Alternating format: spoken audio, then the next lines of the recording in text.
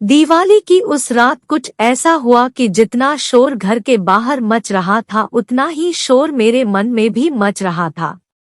मुझे आज खुद पर यकीन नहीं हो रहा था। क्या मैं वही आदित्य हूँ जो कल था? कल तक सब ठीक था, फिर आज क्यों मुझे कुछ भी अच्छा नहीं लग रहा था? आज मैं अपनी ही नजरों में गुनाहगार हो गया था।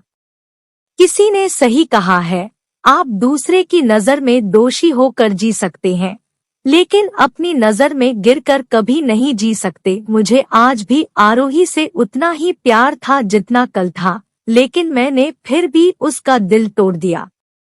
मैं आज बहुत बड़ी कशमकश में गुजर रहा हूँ। मुझे समझ नहीं आ रहा है कि मैं क्या करूँ। मैं गलत नहीं हूँ, फिर भी खुद को गुनाहगार मान रहा हूँ। क्या दिल सचमुच दिमाग पर इतना हावी हो जाता है? प्यार की शुरुआत जितनी खूबसूरत होती है, उसका अंत उतना ही डरावना होता है। मैं आरोही से 2 साल पहले मिला था। क्यों मिला था, इसका मेरे पास कोई जवाब नहीं है, क्योंकि उससे मिलने की कोई वजह मेरे पास थी ही नहीं। जहां तक सवाल है कैसे मिला था, तो इसका जवाब भी बड़ा अजीब है। मैं एटीएम से पैसे निकाल रहा था। उसके हाथ में पहले से ही इतना सारा सामान था कि उसको पता ही नहीं चला कि कब उसका एक बैग वहीं रह गया। मैंने फिर उसको एक्सक्यूज मी कहकर पुकारा और कहा, आपका बैग वहीं रह गया था। बस यहाँ हुई थी हमारी पहली मुलाकात।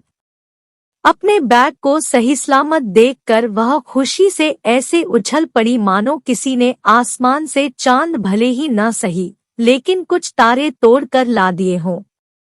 लड़कियों का खुशी में इस तरह का बर्ताव करने वाला फंडा मुझको आज तक समझ नहीं आया। उसकी मधुर आवाज में थैंक यू के बदले जब मैंने इट्स ओके कहा तो बदले में जवाब नहीं सवाल आया, और वह सवाल था, आपका नाम? मैंने भी थोड़े स्टाइल से, थोड़ी शराफत के साथ अपना नाम बता दिया। जी आदित्य को, मेरा नाम आरोही है। उसने मेरे से हाथ मिलाते हुए कहा, भैया कनॉट प्लेस चलोगे? मैंने आश्चर्य से उसकी तरफ देखा। यह सवाल उसने मुझसे नहीं बल्कि साथ खड़े ऑटो वाले से किया था। नहीं मैडम जी, मैं तो यहाँ एक सवारी को लेकर आया हूँ। यहाँ उनका 5 मिनट का काम है, मैं उन्हीं को लेकर वापस जाऊंगा। ओह, मायूसी से आरोही ने कहा। अम्मा, मैंने मन में सोचा पूछूं या नहीं, अब जब इंसानियत निभा रहा हूँ तो थोड़ी और निभाने में मेरा क्या चला जाएगा। जी दरअसल मैं भी कनॉट प्लेस ही जा रहा हूँ, लेकिन मुझे थोड़ा आगे जाना है। अगर आप कहें तो मैं आपको वहां तक छोड़ सकता हूँ, मैंने आरोही की तरफ देखते हुए कहा। उसका जवाब हाँ में था। यह उसकी जबान से पहले उसकी आंखों ने कह दिया था। मैंने उसका बैग कार में रखा और उसके लिए कार का दरवाजा खोला। रास्ते में हमने एक दूसरे से काफी बातचीत की। क्या आप यही दिल्ली से हैं? मैंने आरोही से पूछा। नहीं, यहाँ तो मैं अपने चाचा जी के घर आई हूँ। उनकी बेटी यानी मेरी दीदी की शादी है, इसलिए आज मैं शॉपिंग के लिए आई थी, आरोही ने मुस्कान के साथ कहा। कमाल है, दिल्ली जैसे शहर में अकेले शॉपिंग, जबकि आप दिल्ली की भी नहीं हैं। मैंने आश्चर्य से पूछा। अरे नहीं नहीं, दिल्ली मेरे लिए बिल्कुल भी नया शहर नहीं है। मैं दिल्ली कई बार आ चुकी हूँ। मेरी स्कूल की छुट्टियों से लेकर कॉलेज की छुट्टियां यही बीती है, इसलिए न दिल्ली मेरे लिए नया है और न मैं दिल्ली के लिए। मैंने और आरोही ने कार में बहुत सारी बातें की। वैसे मेरे से ज्यादा उसने बातें की, बोलना भी उसकी हॉबी में शामिल है। यह उसके बिना बताए ही मुझे पता चल गया था। उसके साथ बात करते करते पता ही नहीं चला कि कब कनॉट प्लेस आ गया। थैंक यू सो मच, आरोही ने कृतज्ञता व्यक्त करते हुए कहा। प्लीज यार, मैंने कोई बड़ा काम नहीं किया है। मैं यहाँ तक तो आ ही रहा था तो सोचा आप भी वहाँ तक जा रही हैं, तो क्यों न लिफ्ट दे दूं। और आपके साथ तो बात करते हुए रास्ते का पता ही नहीं चला कि कब कनॉट प्लेस आ गया। मैंने उसकी तरफ देखते हुए कहा, चलिए, मुझे भी दिल्ली में एक दोस्त मिला। आरोही ने कहा, अच्छा, अगर हम अब दोस्त बन ही गए हैं तो मेरी अपनी इस नई दोस्त से कब और कैसे बात हो पाएगी? मैंने आरोही की तरफ देखते हुए पूछा। वह कुछ देर के लिए शांत हो गई।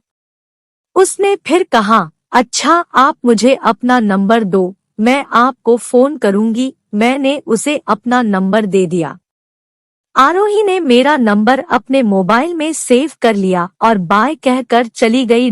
मुझे खुद पर गुस्सा आ रहा था कि मैं भी तो आरोही से उसका नंबर ले सकता था, अगर उसने फोन नहीं किया तो।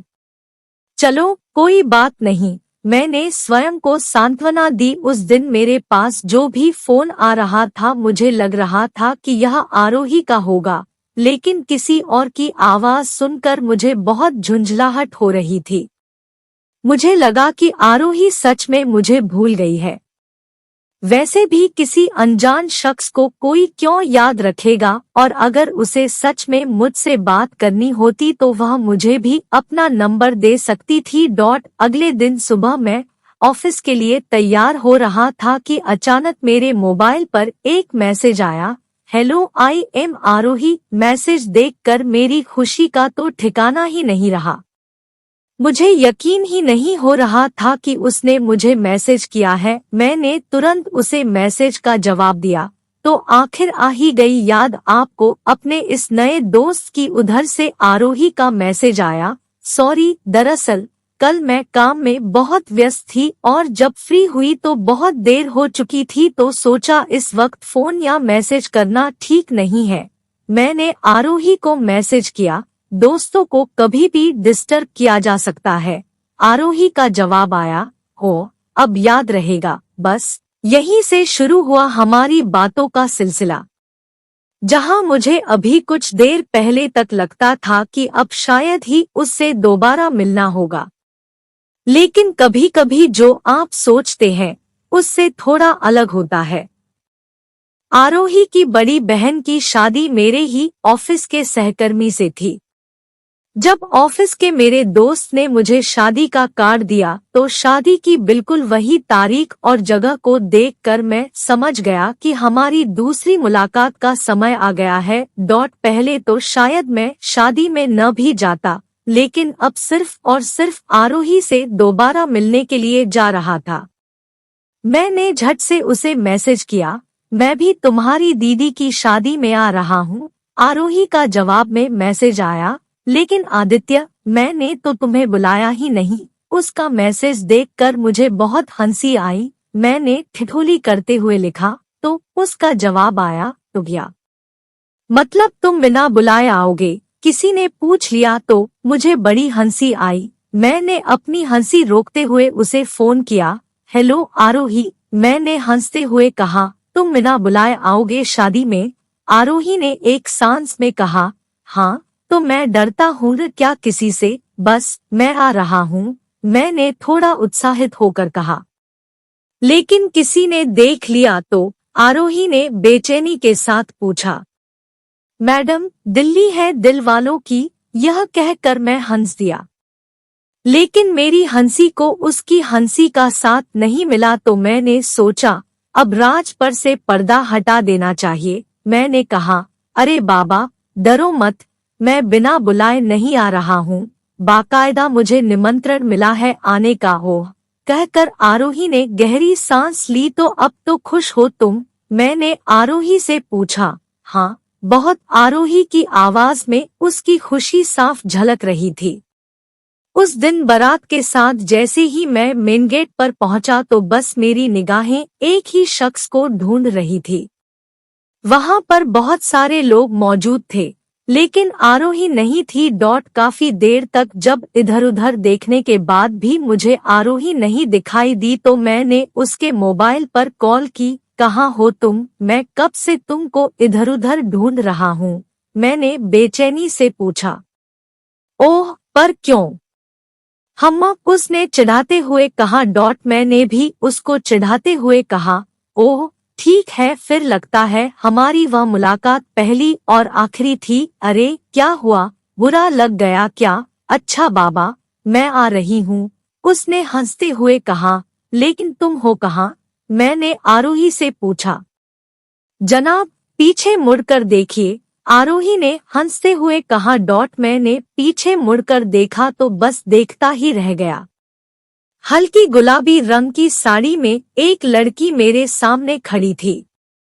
हाँ, वह लड़की आरोही थी। उसके खुले हुए बाल, हाथों में साड़ी की ही मैचिंग गुलाबी चूड़ियां, आज वह बहुत खूबसूरत लग रही थी। आज मुझे दो बातों का पता चला।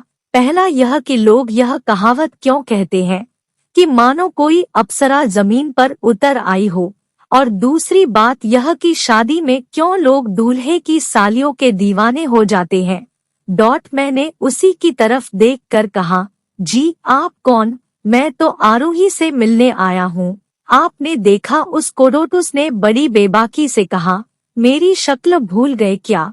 मैं ही तो आरोही हूँ। मैंने उसकी तरफ अचरज भरी निगाहों से देखकर कहा, जी आप नहीं। आप झूठ मत बोलिए, वह इतनी खूबसूरत है ही नहीं जितनी आप है, आरोही ने गुस्से से घूरते हुए कहा। ओह, तो तुम मेरी बुराई कर रहे हो? मैंने कहा, नहीं नहीं, मैं तो आपकी तारीफ कर रहा हूँ। वह दिन मेरे लिए बहुत खुशी का दिन था। मैंने आरोही के साथ बहुत एंजॉय किया।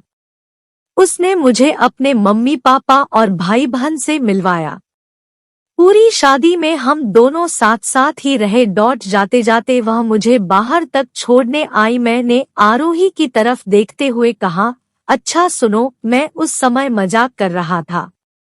तुम जितनी मुझे आज अच्छी लगी हो न, उतनी ही अच्छी तुम मुझे उस दिन भी लगी थी जब हम पहली बार मिले थे। यह सुनकर वह शर्मा गई। अब हम दोनों घंटों फोन पर बातें करते। वह अपनी शरारत भरी बातों से मुझे हंसाती और कभी चिढ़ा दिया करती थी। मैं कभी बहुत तेज हंसता तो कभी कभी मजाक में गुस्सा कर दिया करता। हम दोनों के मन में एक दूसरे के लिए इज्जत और दिल में प्यार था, जिसकी वजह से हम दोनों बिना एक दूसरे से सवाल किए बात करते थे।